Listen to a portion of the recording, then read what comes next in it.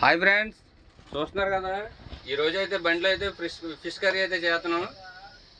మేమైతే చాలా దూరం వెళ్ళి అయితే చేపలు అయితే తెచ్చుకున్నాం. ఈరోజు చూస్తున్నారు కదా, కర్రీ అయితే పొయ్యి మీద పెట్టాము.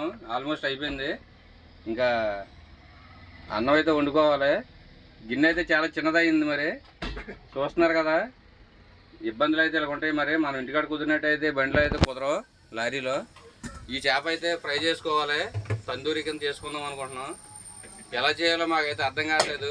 మీకేం తెలిస్తే కామెంట్లో పెట్టండి. మీ కామెంట్ల కోసం మేమైతే వెయిట్ చేస్తుంటాం. అలాగే ఇవన్నీ చూస్తున్నారు కదా, ఇవన్నీ కడుక్కోవాలి. ఇప్పుడు ఒకటి లారీలో వంట చేసుకుని అన్నం తినడం అంటే చాలా ఇష్టం నాకైతే. మేము ఒక ముగ్గురు ఉన్నాము. ఆ ముగ్గురులో ఒకరే వంట చేస్తున్నారు, చాలా కష్టపడుతున్నారు. చూస్తున్నారు కదా, ఈ చేపనైతే మటుకు ఇప్పుడు ఫ్రై చేస్తాము. నచ్చితే ఒక లైక్ చేయండి.